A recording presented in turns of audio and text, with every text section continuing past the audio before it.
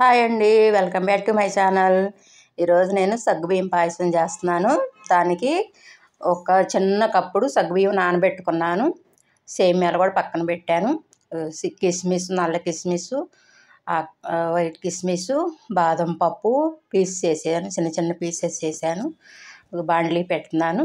పెట్టి నెయ్యి వేసాను. ఒక స్పూను నెయ్యి వేసి చక్కగా అవి డ్రై ఫ్రూట్స్ వేపుకోవాలి లైట్గా.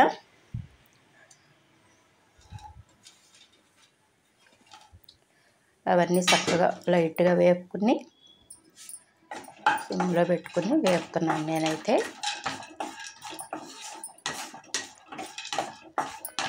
చక్కగా సాయంత్రం పూట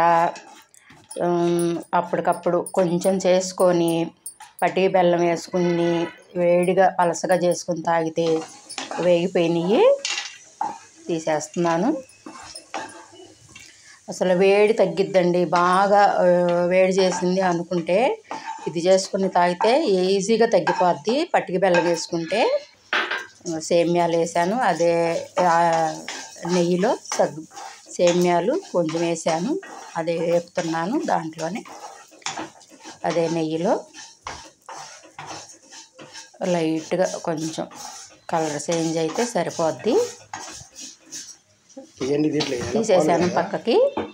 కొంచెం ఒక 2 గ్లాసులు నీళ్లు గిన్నెలో పోసేసి పెట్టేశాను. అవి కొంచెం మరిగేటప్పుడు సగ్గుబియ్యం, నానబెట్టిన సగ్గుబియ్యము వేసుకోవాలి. అదిగో సగ్గుబియ్యం వేస్తున్నాను. కొంచెం మరుగుతున్న నీళ్ళు సగ్గుబియ్యం అయితే వేసాను.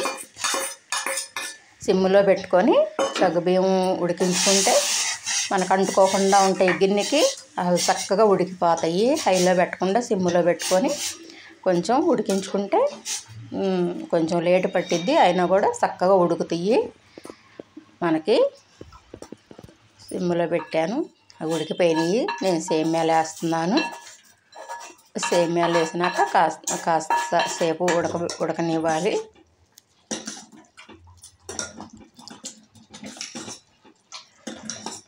చెప్పాను కదా, పట్టి బెల్లం వేసుకుని కొంచెం పలసగా చేసుకొని తాగితే అసలు చాలా మంచి పని చేసిద్ది వేడికి. ఉడికిపోయినాయి. నేను బెల్లం వేస్తున్నాను. నేనైతే మామూలు బెల్లం వేసాను.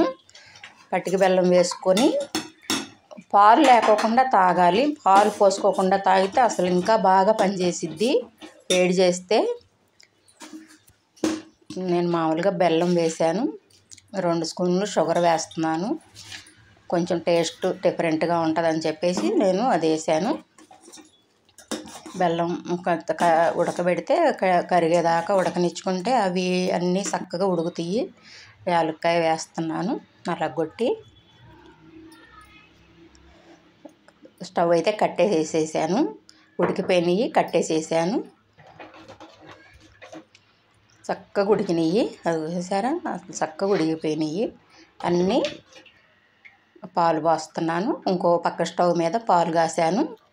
పాలు ఇట్లా కలుపుకుంటే మనకి బాగుంటుంది. చక్కగా టేస్ట్ బాగుంటుంది. ఒక్కొక్కసారి కొంతమందికి విరిగిపోతూ ఉంటుంది. అసలు అట్లాంటి ప్రాబ్లం కూడా ఉండదు. చక్కగా ఉంటుంది. ఇట్లా మనం సపరేట్గా చేసుకుంటే బాగుంటుంది. మళ్ళీ కొంచెం సేపు ఆగాక చిక్కబడిపోద్ది. అప్పుడు మళ్ళీ పాలు కూడా కలుపుకుంటే పలసగా వచ్చిద్ది, వేడిగా కూడా ఉంటుంది.